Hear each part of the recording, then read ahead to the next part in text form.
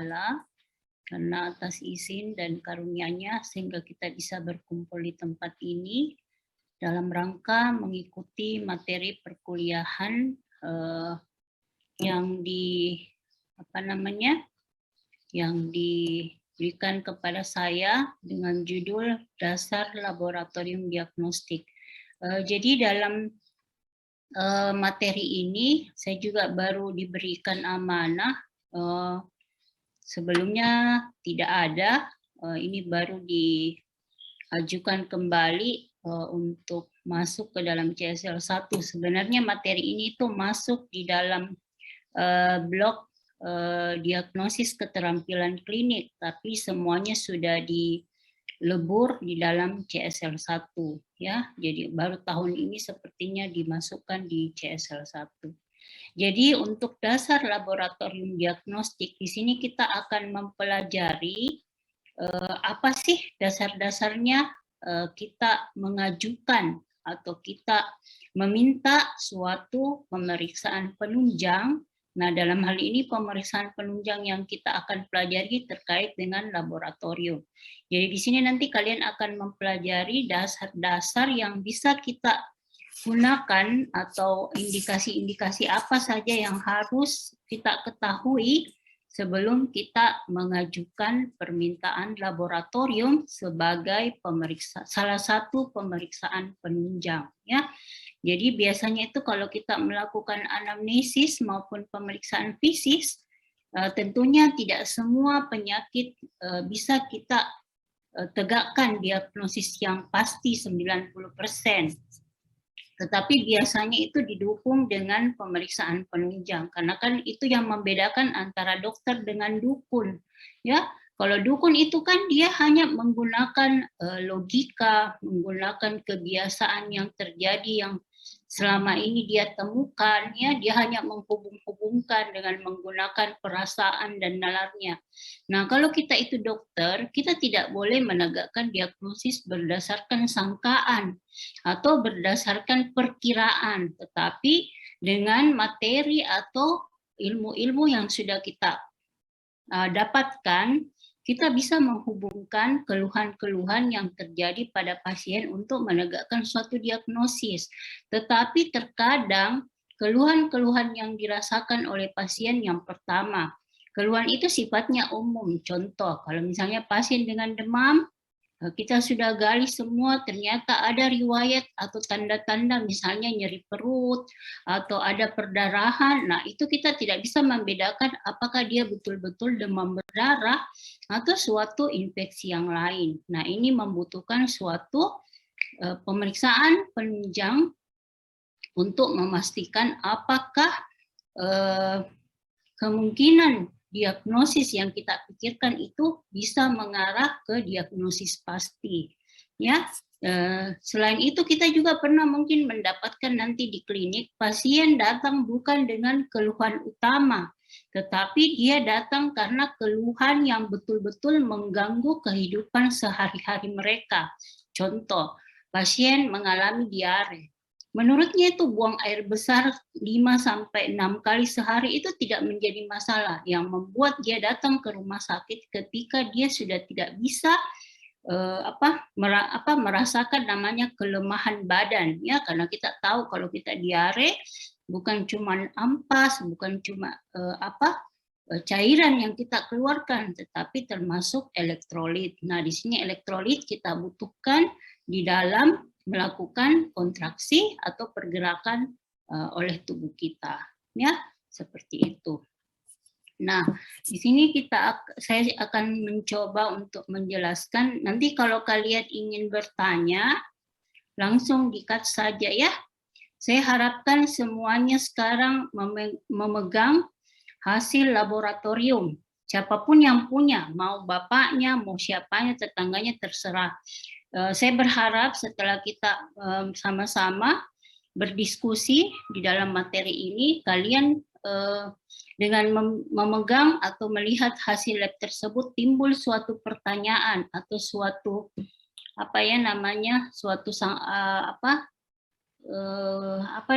mungkin suatu kenapa ini begini, kenapa ini nilainya begini, kira-kira penyakitnya kalau hasilnya seperti ini ya, saya harapkan seperti itu karena di sini kita tidak melakukan skill ya. Nanti kalian akan melakukan skill untuk laboratorium itu pada materi CSL hematologi ya. Nanti di CSL kalau tidak salah CSL 3. Nanti kalian akan melakukan skill-skill yang kita jelaskan di dalam dasar laboratorium diagnostik. Jadi ini merupakan suatu prasyarat bagaimana caranya kalian menegakkan atau mengindikasikan suatu pemeriksaan nanti yang kalian butuhkan untuk CSL 3. Jadi ini sebenarnya prasyarat kalian ketahui supaya kalian lebih mudah nanti melakukan pemeriksaan laboratorium di CSL 3 ya.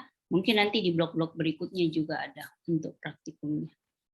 Oke, jadi seperti yang tadi saya katakan bahwa pemeriksaan laboratorium ini merupakan suatu pemeriksaan yang merupakan salah satu pemeriksaan penunjang yang memiliki beberapa manfaat atau tujuan ya. Yang pertama itu sebagai screening. Kenapa kita mengatakan ini sebagai suatu screening? Misalnya ya, dalam suatu masyarakat terjadi suatu lonjakan, janganlah terlalu jauh, misalnya COVID ya. Nah, ini kan COVID kita tidak tahu gejalanya itu bervariasi, manifestasi klinisnya bervariasi. Ada yang tidak bergejala, ada yang gejalanya ringan, ada yang gejalanya sedang, dan ada yang gejalanya berat. Kalau gejalanya berat, biasanya dia menunjukkan manifestasi klinis yang khas ya.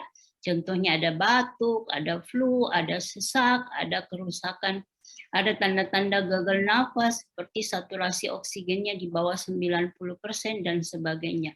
Nah, ketika kita akan melakukan suatu pemeriksaan pada orang-orang yang kita anggap sehat, ya tidak menampakkan suatu gejala, maka itulah suatu pemeriksaan yang kita sebut sebagai screening. Jadi mungkin pernah ya.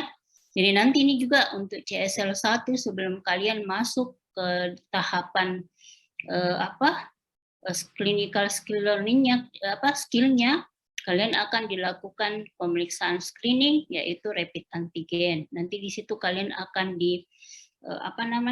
ditentukan apakah berhak untuk mengikuti CSL di kampus secara online atau harus atau maksudnya secara offline atau harus secara online karena mungkin ada indikasi kalian terdeteksi menderita suatu COVID-19 ya. Tapi semoga tidak ada lagi ini COVID-19 karena kita tahu bagaimana dampak yang ditimbulkan dari penyakit ini ya. Jadi ini screening menentukan atau memilah atau suatu biasanya dipakai untuk pencegahan suatu penyakit ya, penyebaran suatu penyakit. Nah, ini screening juga banyak dilakukan untuk pasien-pasien yang melakukan medical check up ya. Mungkin ada di sini yang pernah melakukan medical check up. Nah, itu adalah suatu tindakan pemeriksaan laboratorium untuk memilah pasien yang kemungkinan mengidap suatu penyakit walaupun tidak menunjukkan suatu gejala. Yang kedua adalah untuk menegakkan diagnosis pasti. Ya, jadi salah satu bagian dari pemeriksaan laboratorium yang penting adalah untuk menegakkan diagnosis pasti atas segala keluhan-keluhan yang dialami oleh pasien yang sifatnya masih abu-abu atau belum jelas ya berdasarkan anamnesis dan pemeriksaan fisik. Nah, biasanya itu kita agak sulit membedakan contoh kasus kalau ada pasien datang dengan demam, demamnya sudah berhari-hari, kita agak sulit membedakan apakah dia kena tifoid atau kena DBD atau keduanya dan sebagainya. Nah, jalan-jalan satu-satunya untuk memberikan terapi atau penanganan cepat itu adalah dengan pemeriksaan laboratorium. Yang ketiga adalah untuk menegakkan atau mengindikasikan adanya prognosis suatu penyakit pada pasien. Jadi mungkin pada saat pasien mengalami contoh kasusnya mungkin ada pasien menderita namanya tumor payudara ya. Dari tumor payudara ini kita mau melihat, kita kan tahu prognosisnya itu tumor payudara bervariasi ya, mulai dari tergantung dari derajat tumornya, apakah dia 1 sampai 4 atau stadium 1 atau stadium 4. Nah, untuk menentukan apakah dia masuk stadium 1 atau 4 sekaligus untuk menentukan prognosisnya, maka kita melakukan suatu pemeriksaan laboratorium. Contohnya itu kita menilai parameter penanda tumor marker ya, seperti CEA atau CA15-3, kita melihat nilainya di situ. Kalau misalnya nilainya tinggi sekali, ya kemungkinan dia sudah mendekati stadium yang sangat tinggi.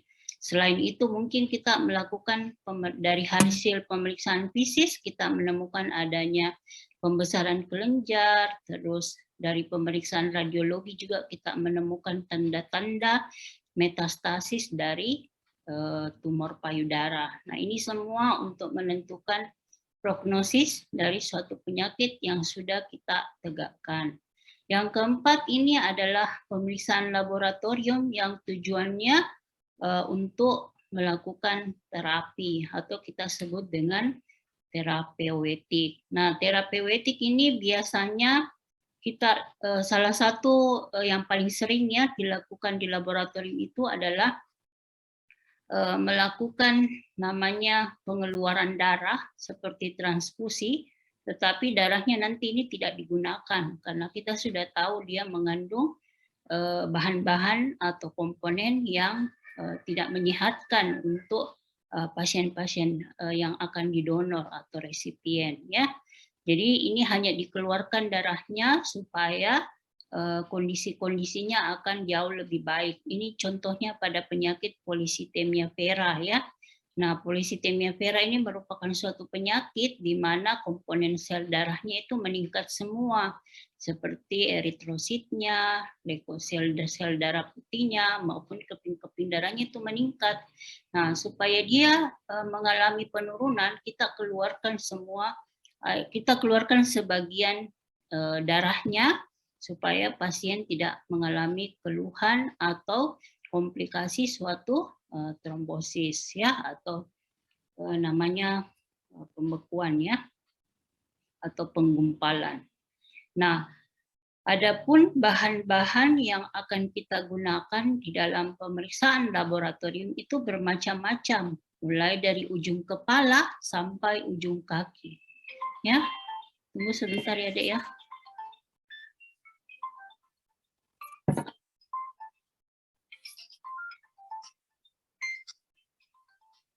Ya.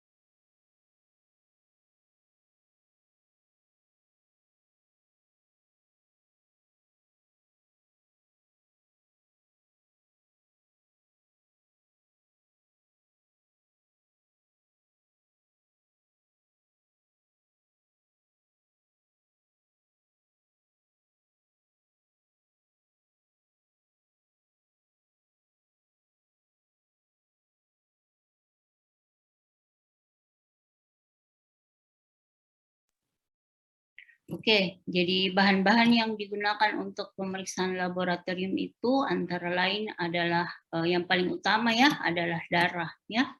Jadi darah di sini kita ketahui terdiri dari komponen padat dan komponen cair, di mana setiap komponen itu memiliki fungsi atau memiliki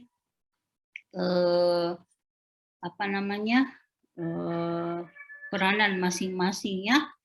Jadi ini kalau kita mau mengeluarkan darah dari dalam tubuh itu kita kenal dengan istilah plebotomi ya.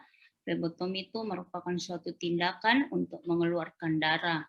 Nah, komponen darahnya nanti ini akan dipisahkan dari komponen cair dan komponen padat atau tidak dipisahkan tergantung dari pemeriksaan yang akan kita lakukan. Yang kedua adalah urin ya. Jadi di sini juga kita bisa menilai atau memastikan suatu penyakit berdasarkan hasil pemeriksaan urinalisis. Ini kita bisa lakukan pada pemeriksaan misalnya kalau kita curiga adanya indikasi infeksi saluran kemih ya. Yang kedua itu mungkin untuk mendeteksi adanya ketergantungan obat-obatan ya atau nafsa ya narkoba atau untuk melihat adanya tanda-tanda misalnya pada wanita ya kita mau mendeteksi adanya bakteri seperti Trichomonas vaginalis yang bisa menyebabkan penyakit-penyakit menular ya yang ditularkan melalui hubungan seks ya. Yang ketiga adalah feses atau tinja ya. Di sini juga kita bisa mendeteksi. Di sini lebih banyak kita gunakan feses untuk mendeteksi kemungkinan adanya telur cacing atau cacing itu sendiri atau adanya pelepasan komponen-komponen peradangan seperti leukosit yang mengindikasikan adanya infeksi pada saluran pencernaan ya. Bahan yang lainnya adalah cairan tubuh ya. Cairan tubuh ini mulai dari cairan otak ya atau cairan cerebrospinal, cairan pleura ya jika kita temukan pasien-pasien yang mengalami edema paru ya kita keluarkan cairannya untuk dideteksi apakah terjadi inflamasi yang akut yang sifatnya akut atau kronis.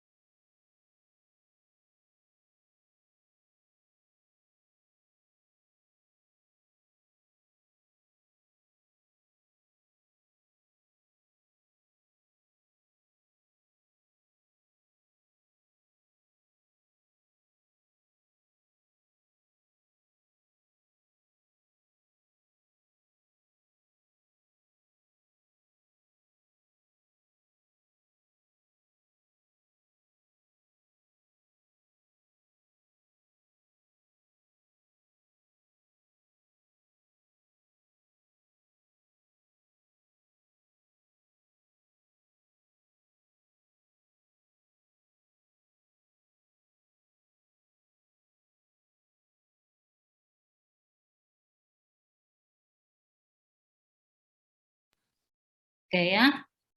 Jadi salah satunya itu adalah cairan otak, cairan sendi, cairan pleura, cairan abdomen atau cairan yang kita fungsi dari kardiovaskular ya.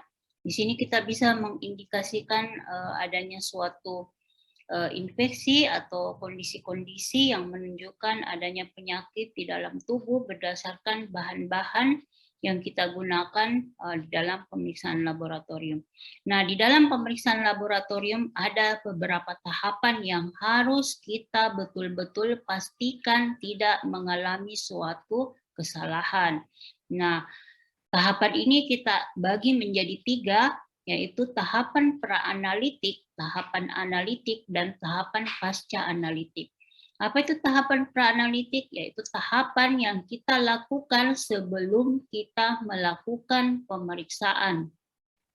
80% kesalahan di dalam tahapan pra-analitik akan menyebabkan kesalahan 100% pada tahapan berikutnya.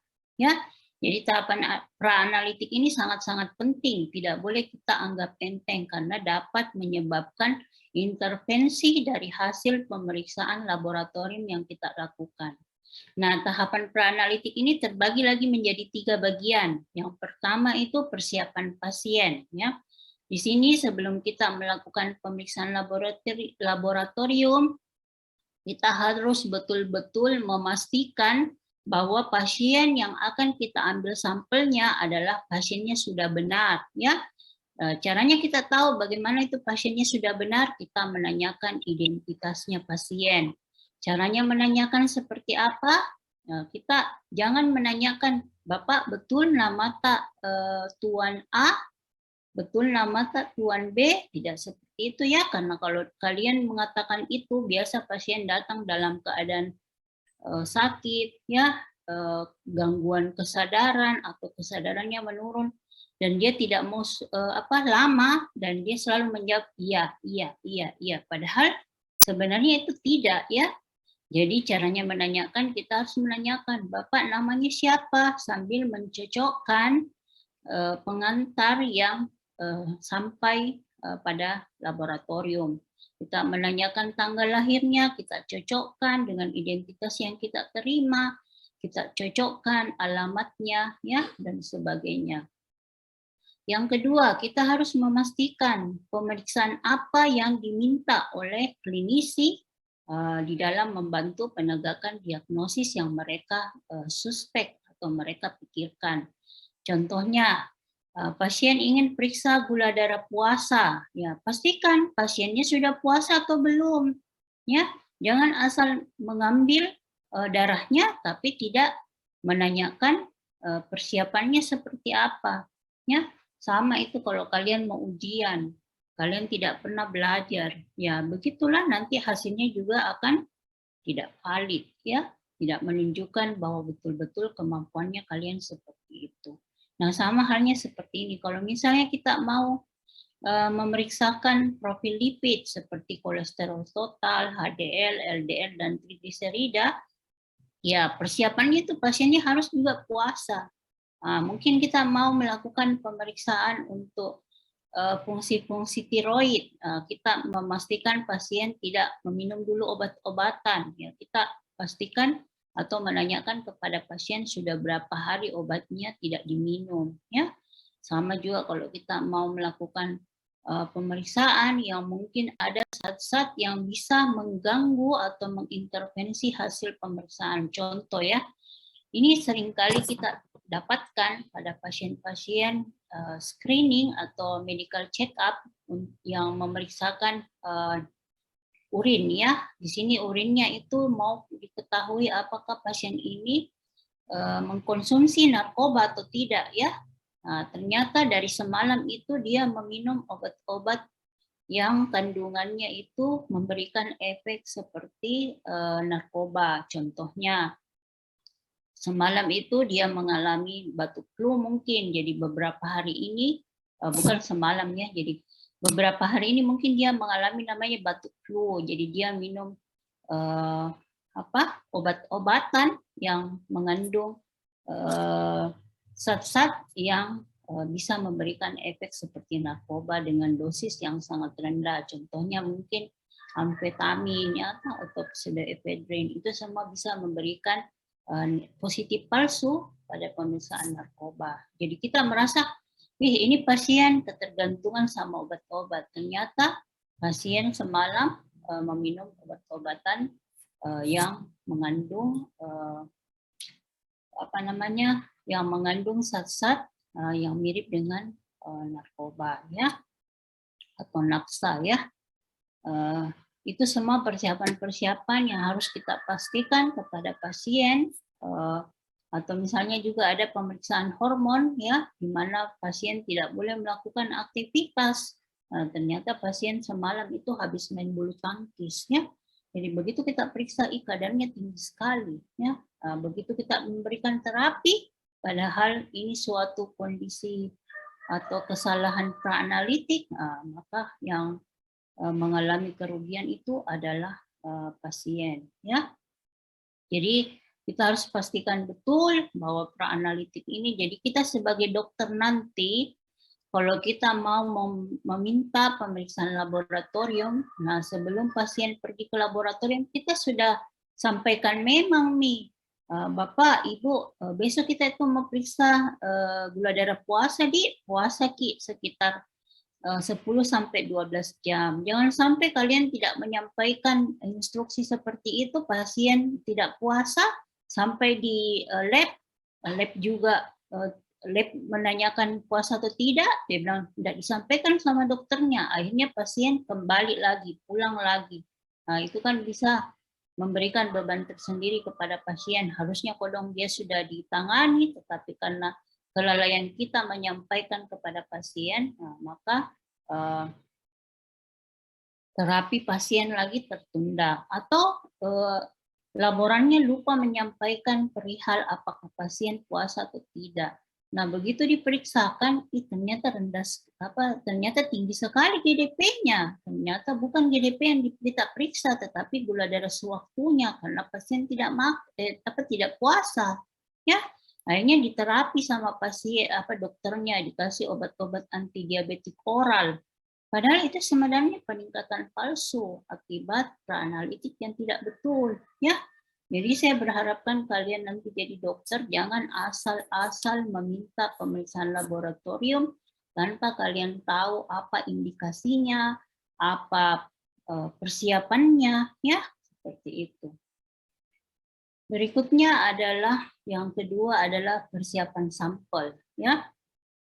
Jadi di dalam praanalitik ini kita harus memastikan betul bahwa sampelnya betul, tidak salah. Contoh, misalnya kita mau melakukan pemeriksaan darah rutin, ya.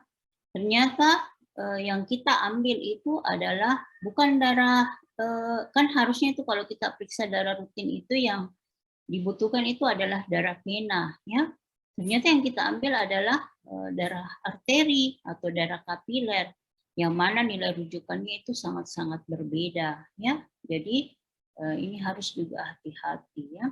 Yang kedua itu mungkin pasien ingin diperiksakan, misalnya dokter mau mendeteksi adanya cacing, ya.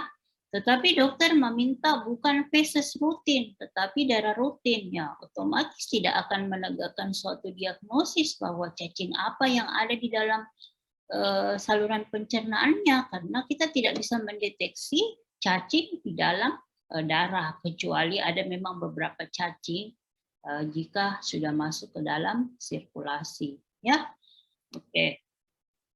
Untuk yang ketiga adalah persiapan alat dan bahan. Tentunya sama juga kalau kita mau memasak, toh ikut lomba memasak. Nah, kita mau masak misalnya bubur ayam, ya. Tetapi yang kita siapkan adalah ikan, ya. Terus mie goreng, mie, ya. Jadi kan tidak nyambung. Jadi kita harus sesuaikan alat dan bahan yang akan kita gunakan sesuai dengan pemeriksaan yang akan kita lakukan.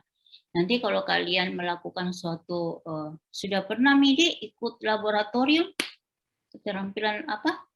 Sudah pernah praktikum? Halo?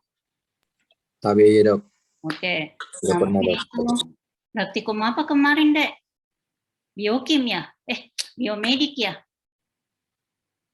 Tapi iya dok. Oke, jadi kan itu juga kalau kita praktikum toh harus kita betul-betul tahu apa alat dan bahan yang akan kita gunakan pada saat kita akan melakukan suatu percobaan ya. Jadi ini kita harus pastikan bahwa alat dan bahan yang kita gunakan itu betul. Ya, contoh misalnya tabung ya untuk menampung darah yang sudah kita plebotomi dari pasien itu berbeda-beda antikoagulannya untuk mencegah dia mengalami penggumpalan sebelum kita periksa ya. Nanti saya akan jelaskan bahwa misalnya kalau kita mau periksa darah rutin beda antikoagulannya kalau kita mau periksa kimia darah ya. Jadi itu harus kita pastikan betul-betul. Tetapi ini bukan ranahnya untuk dokter. Yang masuk di sini ranahnya dokter adalah persiapan pasien dan persiapan sampel ya.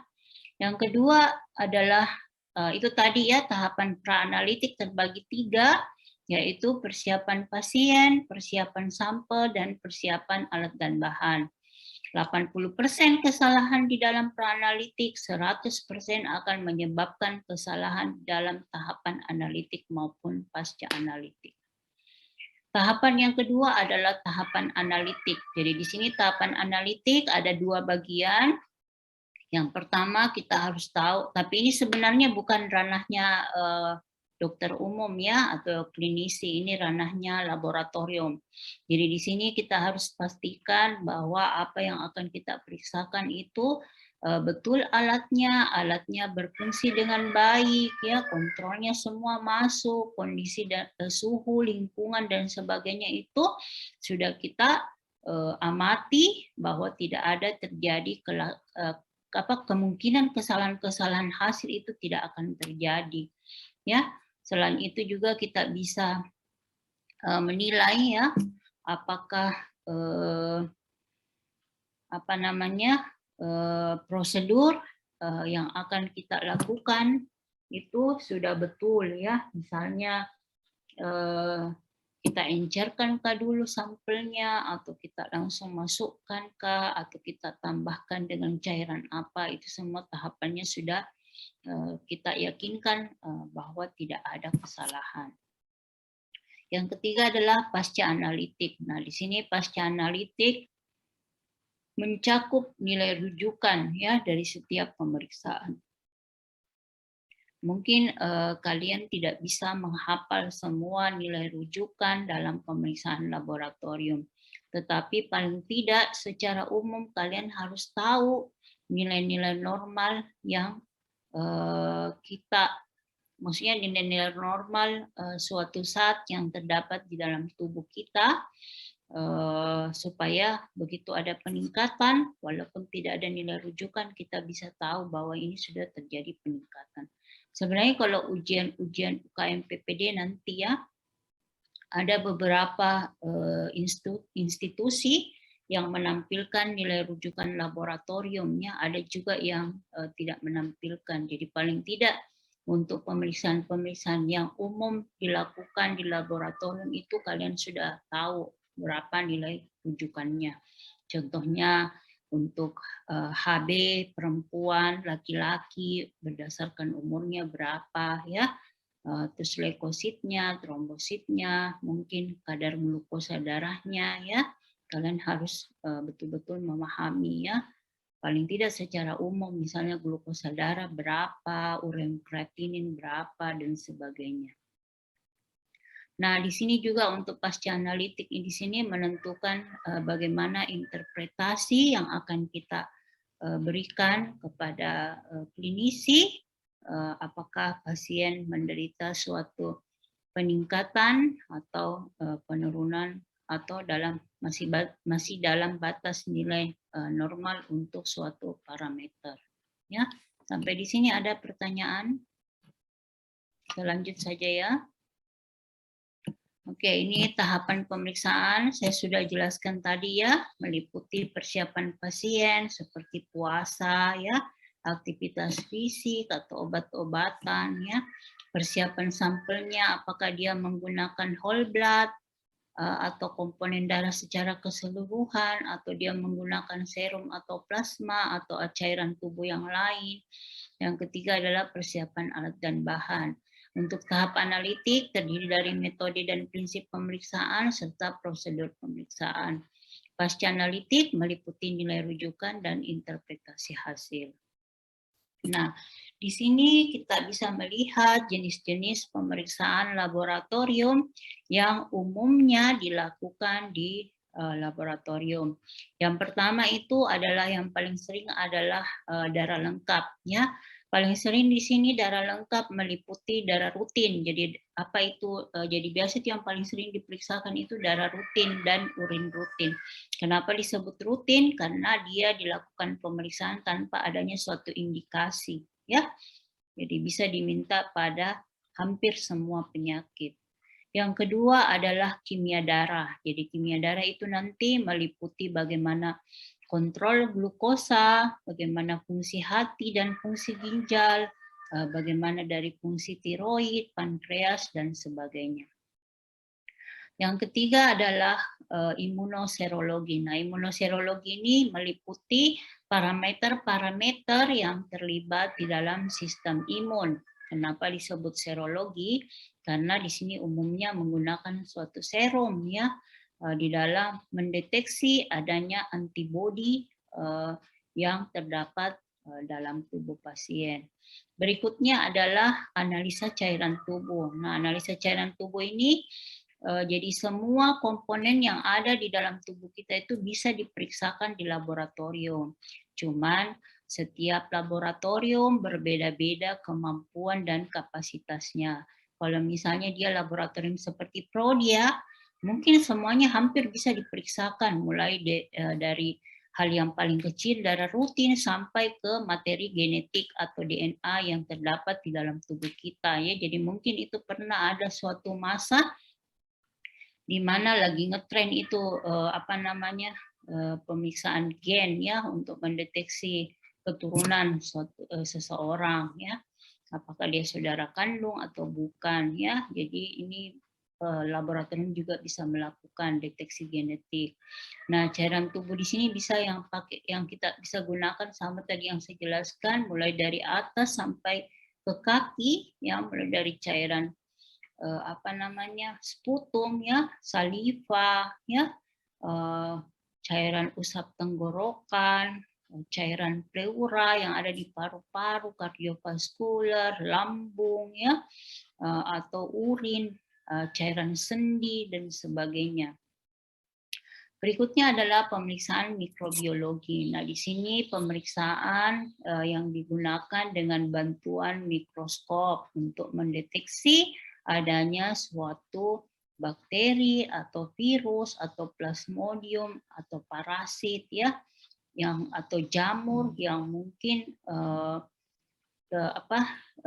mengalami suatu infeksius di dalam tubuh kita, ya. Jadi ini semua bisa diperiksakan di laboratorium.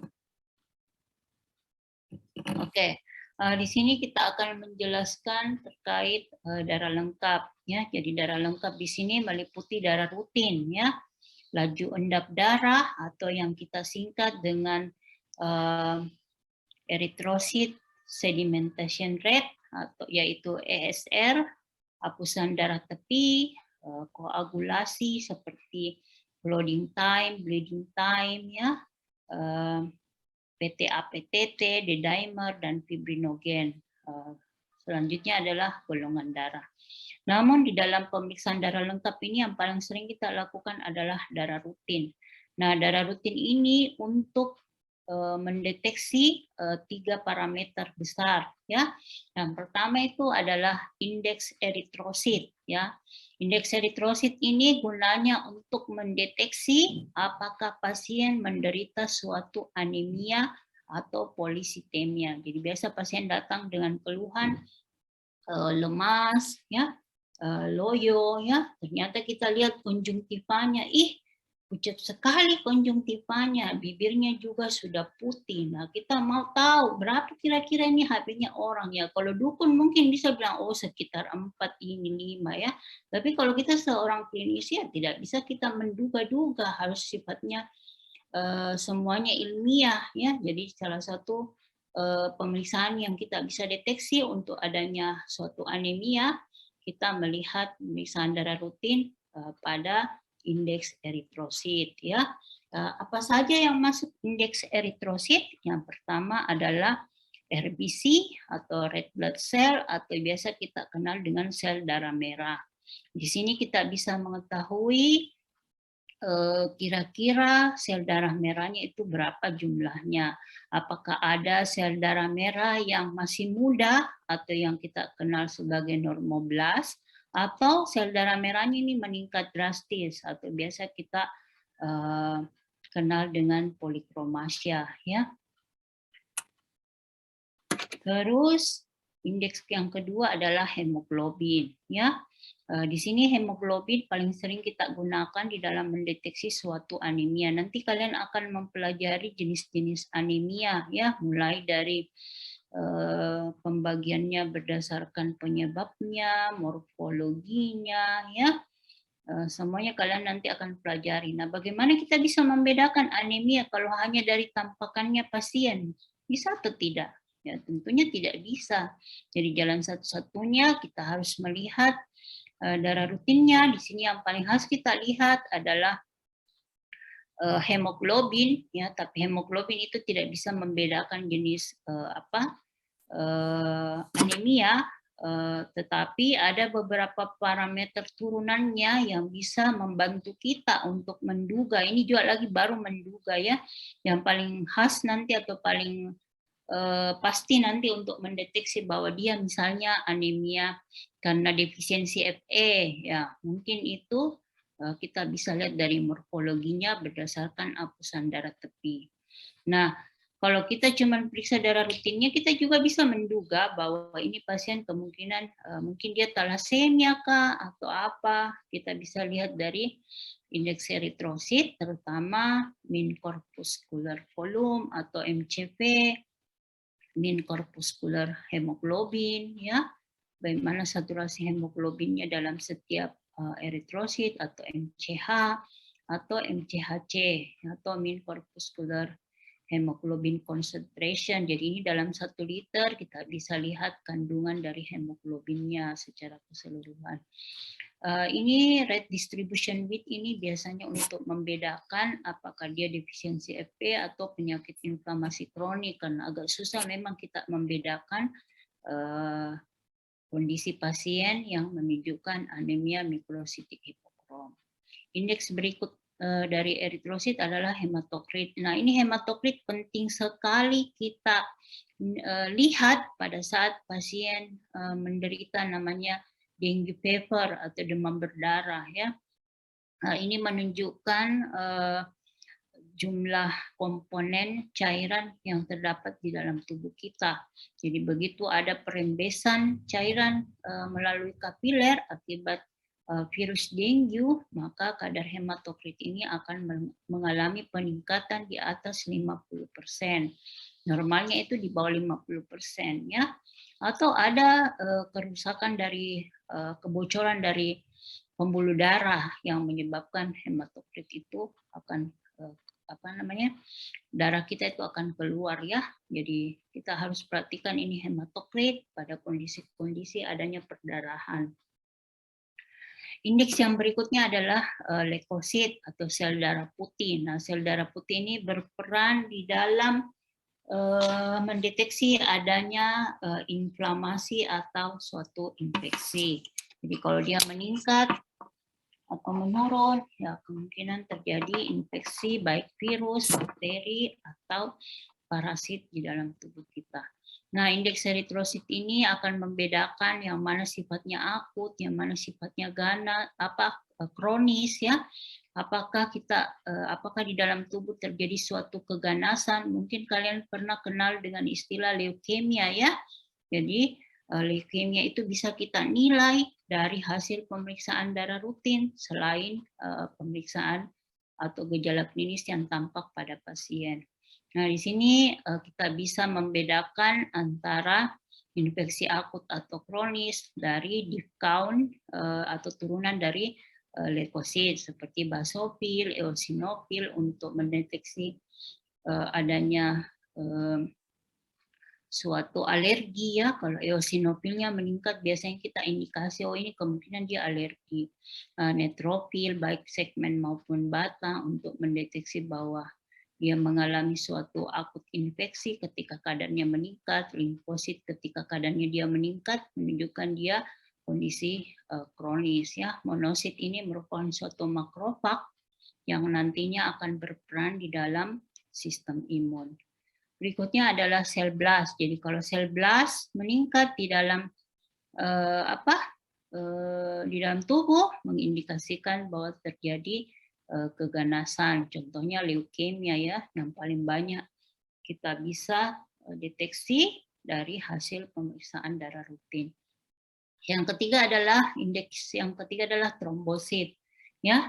Jadi trombosit di sini merupakan suatu keping-keping darah yang sifatnya dapat menutup luka yang terjadi pada tubuh kita. Jadi begitu kita punya luka, maka trombosit akan mengalami suatu aktivasi, dia akan beragregasi, melekat pada pembuluh darah, terus dia akan pertama dia adhesi dulu, melekat pada pembuluh darah. Yang kedua dia akan melekat antara satu trombosit dengan trombosit yang lain yang kita sebut dengan agregasi.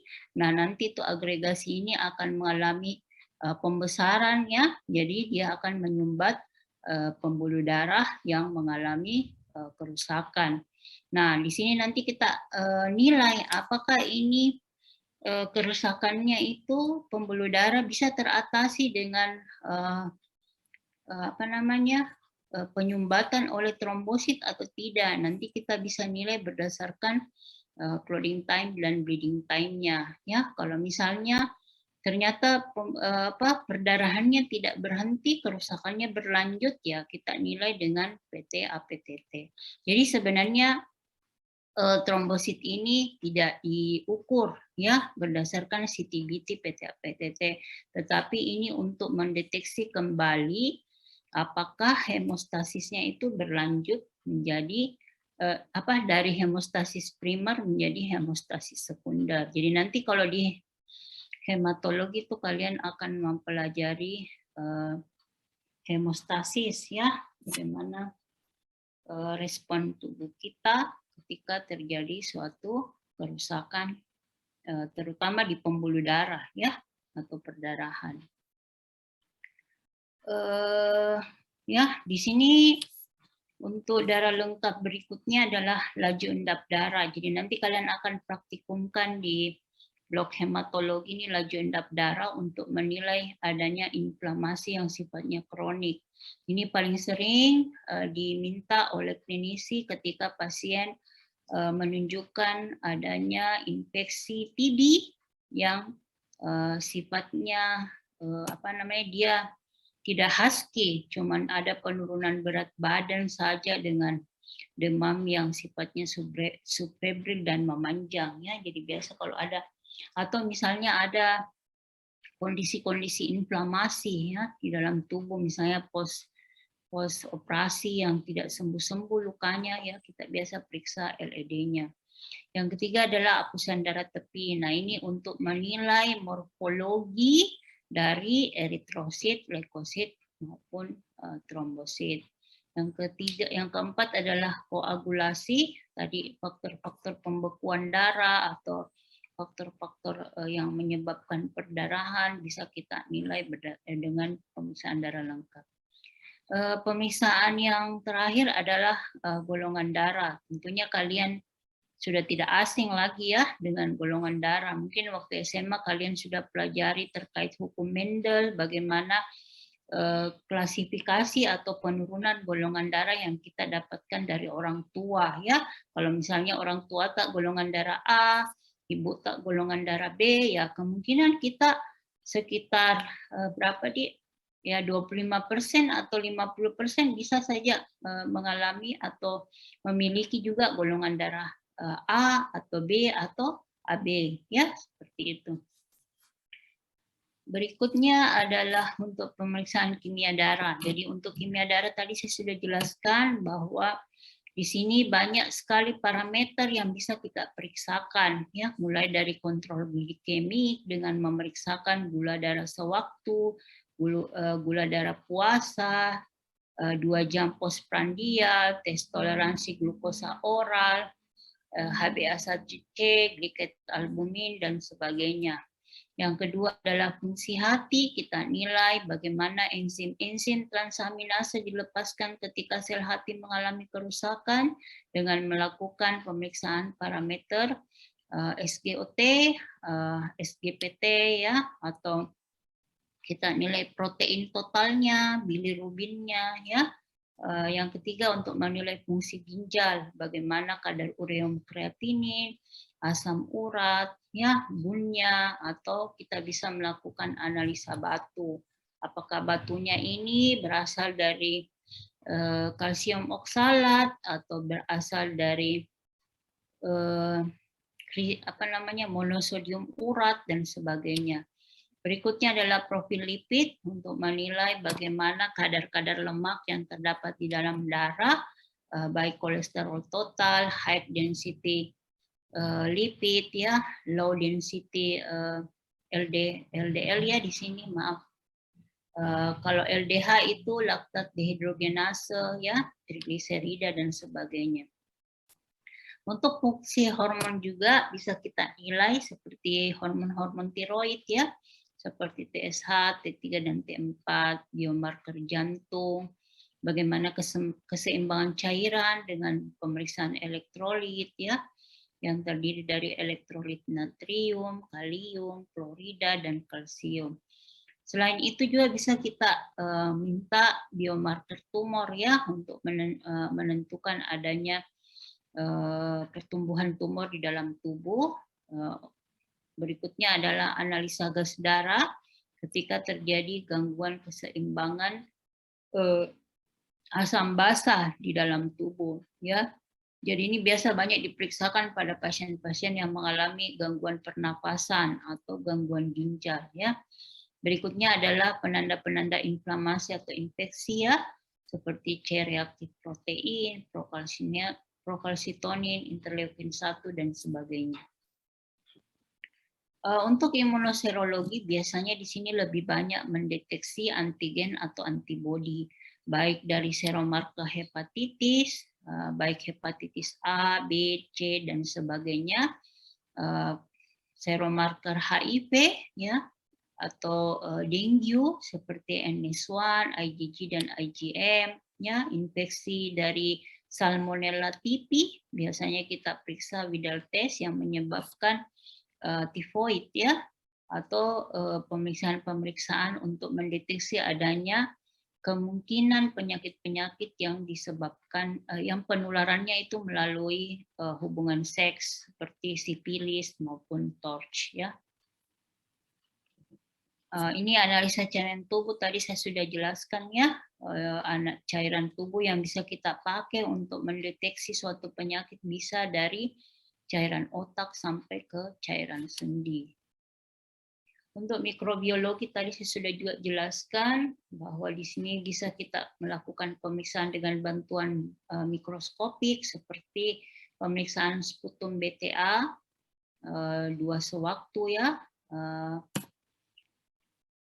pagi sewaktu, ya. Dulu itu ada pagi sewaktu pagi, tapi sekarang sudah dirubah menjadi pagi sewaktu karena banyak pasien yang mengalami kesulitan di dalam mengeluarkan sputum, ya. Bisa juga kita lakukan pemeriksaan pewarnaan gram, ya, jamur atau spora, basil tahan cuping telinga, ya, untuk mendeteksi adanya morbus Hansen atau kusta. Kita juga bisa mendeteksi adanya infeksi-infeksi baik virus, bakteri melalui kultur, ya, atau sekarang yang lagi ngetren itu adalah mendeteksi antigen dari SARS-CoV-2 melalui pemeriksaan PCR ya, polymerase chain reaction ya. Tadi kita sudah jelaskan juga bahwa ketika kita membutuhkan suatu pemeriksaan yang bahannya adalah darah, tentunya kita harus mengeluarkan dulu darahnya dari dalam tubuh. Caranya yaitu dengan melakukan tindakan flebotomi ya. Flebotomi itu berasal dari bahasa Yunani, yaitu phlebos artinya vena dan tome artinya insisi. Jadi mengeluarkan darah dengan cara melakukan insisi pada pembuluh darah vena. Orang-orang yang melakukan flebotomi kita kenal sebagai laboran ya, atau saya lupa istilahnya. Intinya laboran yang akan melakukan flebotomi atau perawat. Jadi flebotomi ini terdiri dari 3, tergantung dari pembuluh darah yang akan kita ambil. Apakah berasal dari vena atau vein puncture, atau berasal dari arteri atau arterial puncture, atau berasal dari kulit atau skin puncture. Nah, untuk dari pengambilan darah yang paling sering kita lakukan adalah dari vena ya, biasanya untuk melakukan pemeriksaan darah rutin, kimia darah ya, kultur dan sebagainya. Nah, sedangkan untuk pemeriksaan yang menggunakan darah arteri biasanya kita paling sering menggunakan ketika ada permintaan analisa gas darah. Jadi di sini analisa gas darah karena kita tahu nilai rujukan komponen-komponen yang bisa menentukan keseimbangan gas di dalam darah kita itu adalah dari arteri ya, di dalam arteri. Karena beda sekali itu kandungan oksigen, kandungan CO2, kandungan komponen-komponen dari ini yang berbeda sekali nilainya antara arteri dengan vena. Mungkin kalau O2 itu lebih tinggi di arteri ya, kalau kita pelajari kemarin anatomi yang mana di situ sirkulasi yang menghubungkan antara pembuluh darah dengan paru-paru ya, di situ yang paling banyak pastikan arteri toh. Di situ yang paling banyak kandungan O2-nya, berbeda dengan vena, kandungan CO2-nya jauh lebih tinggi. Nah, untuk skin puncture biasanya ini kita pakai, mungkin ada yang pernah ke apotik atau periksa misalnya gula darahnya ya, ditusuk di bagian ujung dari jari-jari ya, ujung jari-jari. Nah, itu untuk melakukan namanya skin puncture atau periksa golongan darah ya, diambil sedikit darahnya di ujung jari-jari. Itu namanya tusukan pada kulit atau skin puncture.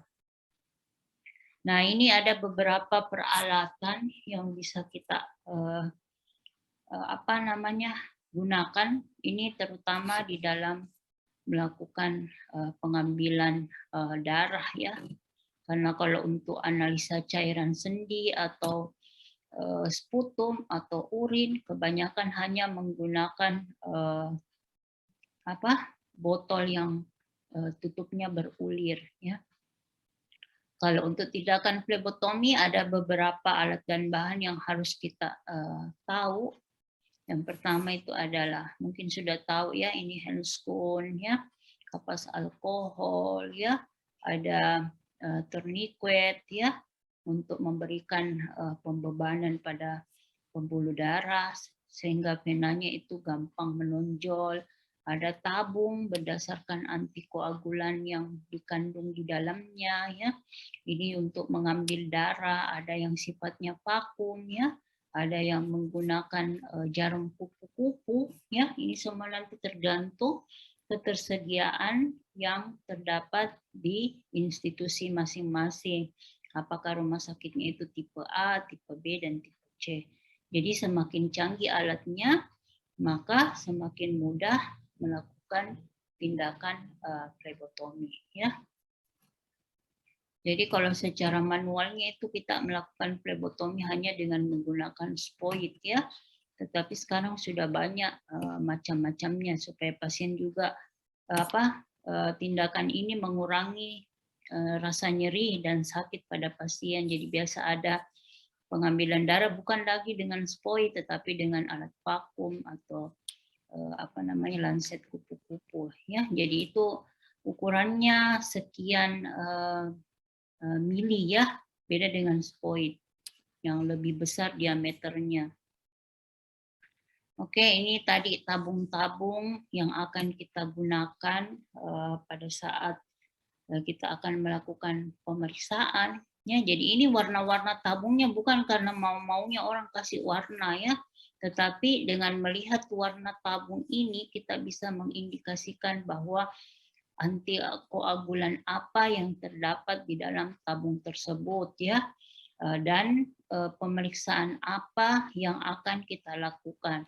Jadi sama tadi kalau persiapan pasien, kalau kita memeriksakan darah rutin ternyata kita pakai tabung merah ya itu tidak akan memberikan hasil yang valid. Begitu juga sebaliknya kalau kita mau melakukan pemeriksaan koagulasi kita pakai tabung ungu ya hasilnya juga tidak akan valid. Jadi betul-betul di sini persiapan alat dan bahan itu harus kita pastikan tidak ada kesalahan. Jadi ini saja sambil lalu ya saya jelaskan. Ini tabung ungu menunjukkan adanya antikoagulan EDTA atau etilen diamen tetra. Saya lupa kepanjangannya A-nya itu apa. Ini biasanya kita ambil, kita simpan darah pasien itu dengan keperluan pemeriksaan darah rutin ya, hapusan darah tepi, glukosa darah juga bisa ya, dan pemeriksaan laju endap darah. Nah ini abu-abu hampir sama dengan warna hitam ya. Ini biasanya mengandung kalsium oksalat atau natrium oksalat. Biasanya ini untuk pemeriksaan laju endap darah ya. Ini warna merah tidak memiliki antikoagulan ya. Jadi di sini darah pasien ini akan dibiarkan membeku ya. Ya, ini nanti membedakan komponen serum dan komponen plasma. Jadi kalau kita menghasilkan nanti komponen cairan dari tabung merah itu yang disebut dengan serum. Sedangkan komponen cairan darah yang kita ambil atau kita tampung setelah melakukan sentrifugasi atau pengendapan itu dengan menggunakan tabung yang lainnya itu kita sebut sebagai plasma ya. Nanti kalian akan dijelaskan lebih lanjut yang mana serum, yang mana plasma. Nah, tentunya ini akan sangat-sangat mempengaruhi hasil pemeriksaan ya. Contohnya itu elektrolit. Kalau kita periksa elektrolit dengan menggunakan serum, hasilnya itu jauh lebih bagus dibandingkan kalau kita menggunakan plasma. Kenapa? Ternyata kadar natrium, kalium maupun fluorida serta kalsium di dalam plasma itu mengalami peningkatan palsu yang jauh lebih tinggi dibandingkan dengan komponen serum ya. Jadi sini juga nanti akan menentukan sekali hasil yang akan kita peroleh. Nah, ini tabung kuning hampir sama dengan tabung merah. Dia tidak memiliki antikoagulan, tetapi tabung kuning jauh lebih bagus karena di pertengahannya nanti kalau kita pisahkan komponen cair dan komponen padat itu ada namanya separated gel. Nah, separated gel ini meskipun kita goyangkan ini kalau tabung merah toh sudah pisah cair di atas, padat di bawah kan begitu hukumnya cairan. Kalau yang cair di atas, yang padat itu akan menurun toh akan tenggelam karena dia lebih berat jenisnya. Nah, kalau tabung merah itu kita goyang-goyang begini atau kita bolak-balik begini akan menyatu kembali komponen padat dan komponen cairnya. Nah, sedangkan kalau tabung ungu di tengah-tengahnya itu ada separat gel. Jadi begitu terpisah komponen cair dan komponen padat dan komponen cairnya biar kita bolak-balik itu tidak akan bercampur kembali karena adanya medium yang kita sebut dengan separated gel. Nah, ini tabung hitam tadi ya sudah saya jelaskan sama dengan abu-abu. Nah, ini tabung hijau ini menggunakan antikoagulan heparin ya, di mana heparin ini merupakan antikoagulan untuk menilai kondisi asam basa di dalam tubuh. Jadi ini banyak kita pakai untuk analisa gas darah. Untuk tabung biru ini kita menilai kita menggunakan ini untuk menilai faktor-faktor koagulasi ya. Mungkin nanti di sini ada bingung apa itu faktor koagulasi. Jadi ini faktor koagulasi itu faktor-faktor yang berperan di dalam proses perdarahan maupun pembekuan yang terjadi di dalam darah. Nanti kalian itu akan temukan di masyarakat namanya penyakit hemofilia ya, penyakit-penyakit perdarahan yang lain ya, di mana dia tidak mau berhenti perdarahannya. Nah, untuk menilai faktor-faktor koagulasinya atau faktor-faktor pembekuannya, ya kita deteksi nih dengan menampung darah vena di dalam tabung biru ya. Misalnya tadi itu menilai PTA-PTT-nya kah, D-dimernya kah, fibrinogen dan sebagainya, atau faktor-faktor hemostasis sekunder kayak faktor 8 ya, 9 dan sebagainya. Nanti kalian akan lebih pelajari faktor-faktor koagulasi di blok hematologi. Ya, di sini juga di masyarakat kita itu banyak sekali penyakit-penyakit yang bikin orang mengalami gangguan pembekuan maupun perdarahan seperti ITP, Henwick syndrome ya, hemofilia ya, atau thalassemia dan sebagainya ya. Oke, ini tadi saya sudah jelaskan ya. Nanti kalian bisa baca kembali kalau tabung merah itu apa isinya ya, kalau hijau apa isinya ya. Ini juga. Jadi ini saya coba tampilkan suatu hasil pemeriksaan darah rutin ya. Tadi kita sudah pelajari bahwa parameter yang terdapat di darah rutin. Jadi darah rutin itu kita ambil darah vena, kita tampung di dalam EDTA. Ada 3 parameter atau indeks yang paling penting di situ, yaitu indeks eritrosit, ya, leukosit, dan trombosit. Ini biasanya itu kalau hasil darah rutin itu dari pemeriksaan laboratorium itu yang paling di atas itu indeks eritrositnya, ya, terdiri dari hemoglobin, red blood cell-nya, hematokritnya, MCV, MCH, MCHC-nya, RDW-nya, baik SD maupun CV. Ini nanti enggak usah kalian pikirkannya, ini penting untuk membedakan tadi defisiensi Fe dan penyakit anemia yang lainnya. Nah, indeks yang kedua adalah white blood cell atau leukosit atau sel darah putih.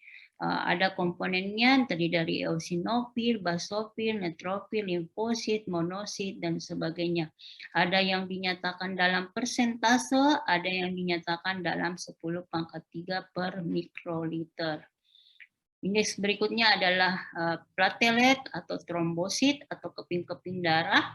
Ini juga ada indeks tersendirinya yang kita kenal sebagai platelet distribution width, mean platelet volume, dan platelet rate. Ini penting ketika ada pasien-pasien ITP atau pasien-pasien yang mengalami gangguan di trombosit. Nah, untuk alat hematologi itu bermacam-macam ya. Ada yang hanya bisa menilai indeksnya cuma sampai 3, tapi tidak ada komponen yang lain. Ada yang bisa sampai 11 parameter, ada bisa sampai 15 ya, tergantung dari kecanggihan alatnya. Nah, di sini juga ini alatnya, ini saya ambil dari hasil pemeriksaan laboratorium darah rutin di Wahidin ya. Wahidin itu sudah cukup canggih peralatannya, di mana dia bisa menilai lebih dari 11 parameter hasil pemeriksaannya. Di sini juga dilengkapi dengan scattergram ya. Jadi dengan melihat saja ini scattergram kita sudah tahu bahwa ada kelainan di dalam darah rutinnya ini pasien ya. Oh, ada kanker, ada leukemia, ada misalnya polisitemia atau ada tanda-tanda infeksi ya. Ini berdasarkan dari scattergramnya. Nanti kalau ada permintaan apusan darah tepinya, kita juga bisa mengisi di sini berdasarkan morfologi yang kita temukan dengan bantuan mikroskop. Ya. Berikutnya, ini mungkin kalian baca saja ya, karena saya takutnya kalian belum bisa memahami ya, karena belum sampai di blok hematologi, tapi kalian tahu saja, oh kalau kelainan di eritrosit itu sel darah merah apa-apa saja sih penyakitnya. Ya di sini ada penyakitnya anemia ya, talasemia atau HB pati ya. Di sini tadi saya sudah bilang bahwa untuk membedakan jenis-jenis anemia berdasarkan ukurannya itu kita bisa lihat dari mean corpuscular volume ya, berdasarkan kadar hemoglobin kita bisa melihat dari MCH-nya dan berdasarkan MCHC-nya ya. Di sini nanti juga kalau kita sudah tahu dari MCP, MCH, MCHC-nya, kita bisa menginterpretasi apakah pasien mengalami anemia mikrositik hipokrom, anemia normositik normokrom, atau anemia makrositik. Di mana anemia-anemia ini bisa kita bedakan berdasarkan dari morfologi sel darah merah, apakah dia menderita suatu defisiensi Fe atau penyakit kronik atau suatu megaloblastik. Ya, nanti kalian akan pelajari lebih lanjut di hematologi. Saya di sini hanya memperkenalkan saja bahwa oh kalau ada kelainan di eritrosit, ada beberapa penyakit, paling sering itu adalah anemia dan talasemia. Atau saya lupa ya, di sini ada juga yang paling sering adalah polisitemia. Tapi itu kalau kita sudah temukan di 3 indeks parameter. Yang kedua adalah kelainan di leukosit. Nah, ini tadi kelainan di leukosit, kita bisa melihat bahwa adanya suatu infeksi atau suatu reaksi leukomoid yang mengindikasikan akan terjadi suatu leukemia. Di sini reaksi leukomoid itu apa? Kalian bisa baca di sini bahwa ada peningkatan jumlah leukosit tetapi disertai dengan adanya peningkatan sel-sel muda dari eritrosit. Jadi cara kerjanya itu alat hematologi yang sifatnya otomatis ya. Jadi nanti kalian itu di hematologi akan melakukan praktikum menghitung jumlah sel darah merah, sel darah putih dan trombosit itu dengan manual ya, menggunakan suatu alat. Tetapi kalau di laboratorium itu tidak lagi menggunakan yang manual atau di puskesmas dia menggunakan suatu alat otomatis. Jadi alat otomatis itu dia bisa memilah setiap sel itu berdasarkan diameternya ya. Jadi oh ini eritrosit karena ukurannya sekian, ini leukosit karena ukurannya sekian, oh ini trombosit karena ukurannya sekian. Nah nanti di situ yang nanti dia kalau lebih bagus lagi alatnya, selain dia bisa mengukur diameternya, dia juga bisa menilai komponen yang ada di dalam sel tersebut. Jadi walaupun dia mengalami pembesaran atau perubahan diameter, dia tetap bisa mendeteksi bahwa ini betul-betul leukosit, bukan eritrosit, berdasarkan komponen yang ada di dalamnya. Jadi di situ nanti dia akan dilengkapi alat namanya fluoresensi. Jadi dia akan memancarkan sinar ketika partikel tersebut ditembakkan oleh suatu sinar. Jadi dia akan berpendar, misalnya warna hijau kayak ini tadi tuh nanti ditunjukkan sama scattergram. Jadi kalau misalnya ini, oh ini dia eosinofil, ini yang warna hijau monosit kayak gitu-gitu. Jadi ini eritrosit, jadi tidak akan mengalami validitasnya itu lebih dijamin karena walaupun dia mengalami pembesaran, dia tetap tidak menghitung misalnya eritrosit misalnya 20 mikro. Toh, jadi ketika dia mengalami kan kalau ketika ada sel muda, sel eritrosit muda yang belum matur. Jadi kalian harus ingat ya, di dalam sirkulasi tubuh kita ini yang sifatnya sistemik itu yang dilepaskan dari sumsum tulang itu yang sifatnya matur. Ya, kecuali kalau ada kondisi-kondisi yang memaksakan sumsum tulang harus melepaskan sel-sel muda ke dalam sirkulasi atau ada namanya peningkatan proliferasi dari sumsum tulang sehingga terjadi suatu keganasan ya. Jadi ini kalian bisa lihat bagaimana kalau leukopeni ya, bagaimana kalau leukositosis, apa ya penyebab-penyebab penyakitnya seperti itu. Ini gambaran eritrosit ya.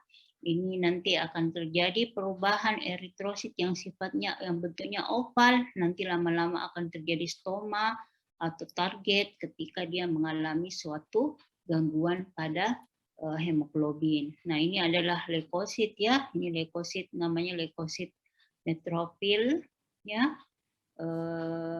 Ini neutrofil segmen, ini neutrofil batang. Ini adalah monosit ya. Ini sel-sel muda ketika terjadi leukemia. Jadi berdasarkan anamnesis nanti toh kalau kita dapat pasien pucat, demam yang sifatnya subfebrik tidak jelas, ada perdarahan di kulit atau gusi, ada nyeri tulang, ada lesu, berat badan menurun. Nah, pada pemeriksaan fisik kita dapat pucat, epistaxis, peteki dan ekimosis, ada pembesaran kelenjar getah bening atau organomegali. Nah, di sini kita bisa melakukan pemeriksaan darah rutin ketika kita melihat adanya peningkatan pada leukosit. Nah, kita lakukan lagi apusan darah tepi. Ini gambaran apusan darah tepi ya. Kita lihat adanya sel-sel muda ya yang tidak berinti. Jadi ini tipe-tipe rumah sakit yang bisa melakukan pemeriksaan darah lengkap. Saya kira kuliah saya sampai di sini. Mungkin ada pertanyaan atau ada satu yang mau menampilkan hasil pemeriksaan laboratorium yang didapatkan. Atau ada pertanyaan lah. Ada yang bertanya? Ada atau tidak? Saya tanya dulu ketua bloknya, mengerti jika yang saya sampaikan? Tapi iya dok, penjelasan tadi juga sudah jelas dok. Dan jika ada pertanyaan yang akan muncul, mungkin dok, apakah bisa ditanyakan lewat chat dok? Ya boleh, tanyakan lewat chat. Atau Iya, ada dok. satu orang yang bisa menampilkan hasil laboratorium yang semalam saya sudah titip sih sama dokter Ina untuk kalian mencari tahu. Kadang-kadang itu kalau kita lihat hasil laptop biasa kalau dia meningkat ada bintang-bintangnya, oh berarti ada kelainan, tapi tidak semua itu bintang bisa kita interpretasi ya, tetapi harus kita lihat lagi komponen-komponen yang lainnya untuk mendeteksi bahwa terjadi suatu kondisi baik itu inflamasi kah, infeksi atau keganasan dan sebagainya. Ada pertanyaan? Satu orang saja. Paling tidak saya merasa kalian perhatikan Ji dan mengerti apa yang saya sampaikan. Takutnya saya bicara terlalu cepat atau terlalu bagaimana sampai atau terlalu bahasa-bahasa yang belum kalian pahami. Tidak apa-apa, yang istilah-istilah yang tadi saya sebutkan kalian bisa sampaikan juga. Ada? Nabila? Ada dok. Ya, siapa? Oke, Nur Nadila, silakan. Ada dok, masih belum mengerti tentang sputum BTA dok. Oke. Jadi itu sputum artinya cairan yang kita keluarkan lewat tenggorokan. Kan kalau di dalam mulut namanya saliva toh? Kalau yang sputum itu di dalam tenggorokan. Jadi kalau kita mau mendeteksi pasien, terutama itu pasien-pasien yang mengalami infeksi saluran pernafasan ya, baik atas atau bawah. Kalau atas mungkin itu bisa kita periksa mungkin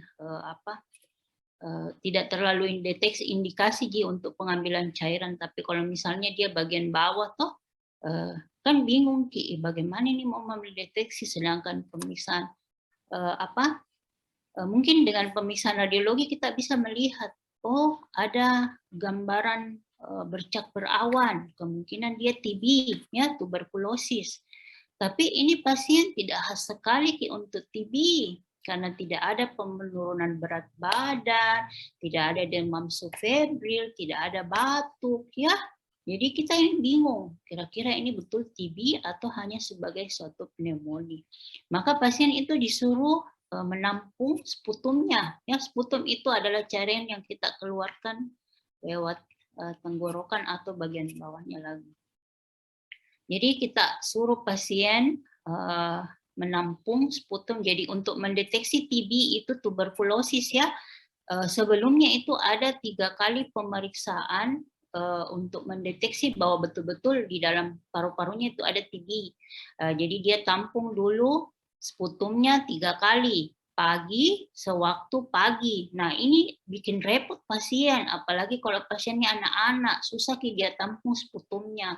Makanya sekarang itu aturan dari WHO cukup dengan 2 saja, yaitu pagi, yaitu jadi pagi-pagi dia bangun toh, dia caranya itu nanti diajarkan gitu di mikrobiologi. Dulu saya ajarkan sih, tapi mungkin diambil alih sama mikro.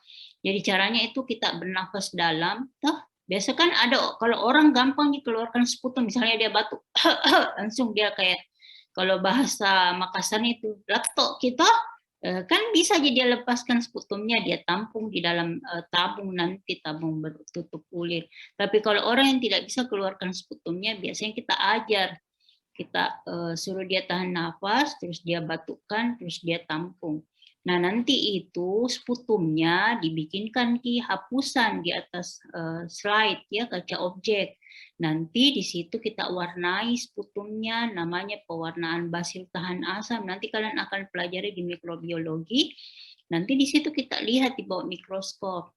Nanti kita lihat ada bentuk bakteri yang dia panjang-panjang, makanya dia disebut basil karena dia bentuknya kayak batang ya, kayak korek api. Nah, kenapa disebut tahan asam? Karena ketika kita berikan dia pewarnaan, kita siram dia dengan alkohol asam ya, gunanya untuk melunturkan dinding dari TB, tuberkulosis. Nah, ternyata itu dindingnya tuberkulosis kuat sekali, dia tidak bisa luntur walaupun dengan alkohol asam.